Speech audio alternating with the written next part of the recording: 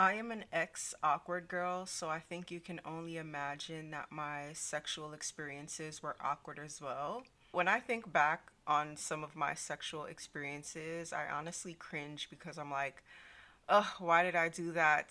Why? But I was more approaching it as a performance instead of a pleasurable experience. And that plagued many of my sexual experiences until I started to do these few things that I'm going to talk about to help you increase your confidence sexually.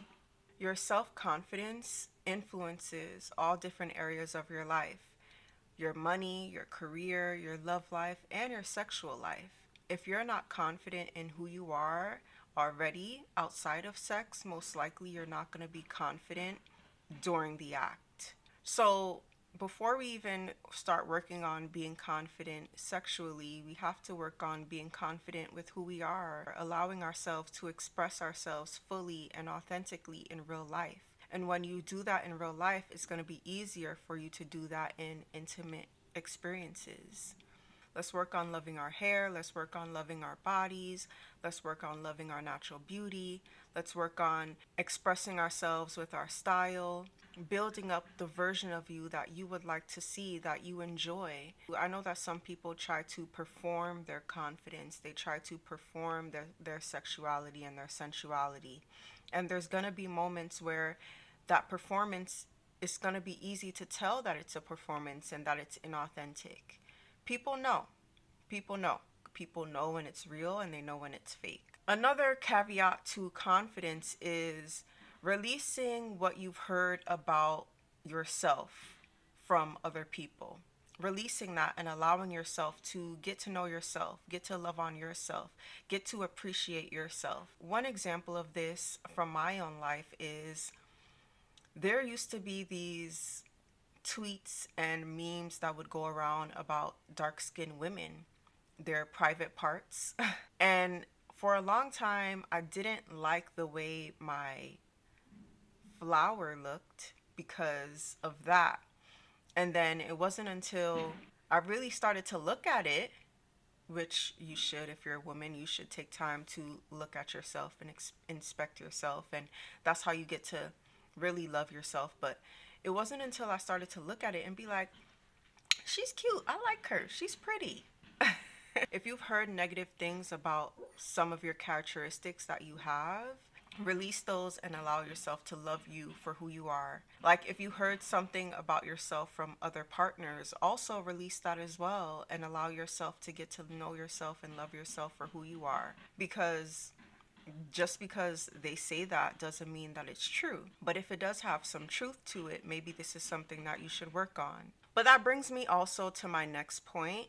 If there is anything that you are insecure about on your body, or maybe you're just not as confident moving or being sensual, those are all things that you can work on.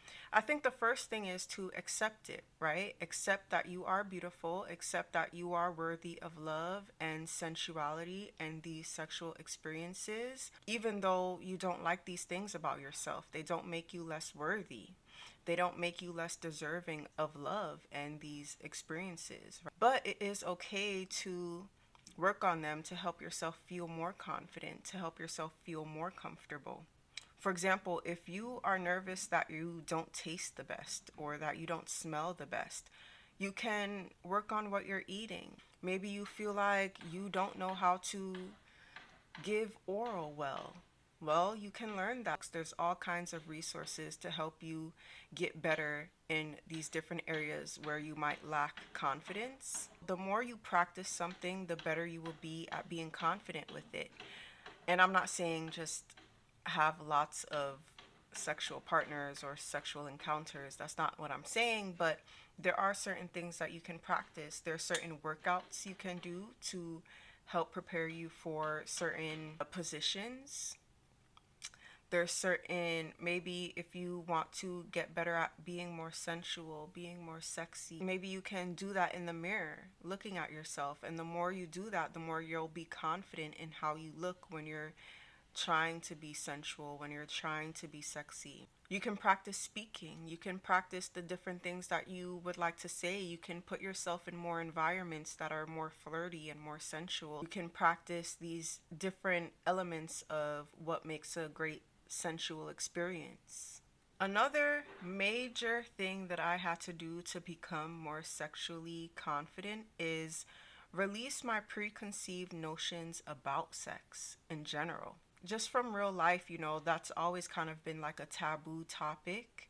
And also in religion, they kind of make it seem like sex is bad in a sense. Let go of those preconceived notions and allow yourself to gravitate towards the truth of what sex and sexuality is to you. Everyone does not have to live one way, but for your well being, for your happiness, for your health, you should live in alignment with what you believe to be the best for you. And I have no fear or shame around sex because I am choosing for myself instead of making society choose for me. So figure out what that looks like for you so that you can make an informed decision about how you want to live your life sexually and not be ashamed of it. Because I think that a lot of shame is put on sex and sexuality. So people are kind of scared to indulge in it. People indulge in it with guilt or with shame or with like a dirty kind of feeling. And I think that taints our sexual experiences. And this goes into when you indulge in sexual experiences that are healthy for you, that is fulfilling for you, you'll be more confident. You'll be more at ease. One of the things that I've learned is that a lot of the times women don't even enjoy these sexual experiences that they're having because their nervous system, their body does not feel safe to let go. Their body does not feel safe to receive this pleasure. Making sure that you allow yourself to feel safe so that you can fully enjoy the experience is important. One of the ways that you can do that is making sure that you are engaging in these activities with someone that you trust, that you know is going to fulfill you and you're going to fulfill them. It's going to be a give and receive kind of situation. What that looks like for me is I have chosen not to have sex until I am married. And I did that because of who I am. I know who I am. I know my characteristics. I know my mental and emotional characteristics. So really understanding myself made me realize that that is the best decision for me because I give a lot and it's just natural for me to give a lot. So I want to make sure that the person that I am giving myself to is going to reciprocate that. And one of the ways I feel to ensure that that is going to be reciprocated by giving the ultimate commitment, which is marriage. So that's what I chose for myself. And that doesn't mean that you can't indulge in sex in a different kind of way. That doesn't mean that you have to wait until marriage. It all depends on who you are. It all depends on how you feel about sex and sexuality, what you believe. And if you made it this far, if you're enjoying this video so far, subscribe to the Natural Girls Club and like the video because we talk about confidence, self-love, and becoming the woman of your dreams. We are doing that together. So let's get back to the video. Next, the one thing also that helped me become more confident sexually is being present. Practicing presence in real life helped me practice being present in my sexual experiences. I know you probably are one of the people who are always in their head about what's happening, how is the other person feeling, whether you look good, whether you smell good, etc. And that can block you from fully experiencing pleasure and being confident because you're so in your head. And if you allow yourself to just be present in your body, be present in the moment, be present to the pleasure that you're experiencing, that will help you be more confident because you're just being present, you're just being you, you're just allowing, and you're not so in your head about every little thing. I think I kind of mentioned this earlier, but getting to know yourself, getting to know how you are, what do you enjoy? Are you a talker? Do you like this or do you like this? Do you like being touched like this or do you like being touched like this? There's different ways to get to know yourself, and I just recommend you doing that so that you are easily able to relate to another person what you enjoy, and you are able to be an active participant in the experience because you know about yourself and you know what you want to contribute. For women, our nervous systems enjoy pleasure. Our nervous systems heal through pleasure. You slowly touching yourself, breast massage, wearing sensual fabrics. What kind of fabrics do you enjoy? Bringing sensuality into your life and experiencing those pleasures, tasting different foods, really indulging in pleasure, however that may look for you. Solo play as well, just like getting to know yourself and what you enjoy. But that's not the only thing. Getting to know yourself in all different areas, expressing your sensuality in all different areas. Like for me, I love silk and satin textures on my body, touching them. Also, I learned that we have a pleasure capacity.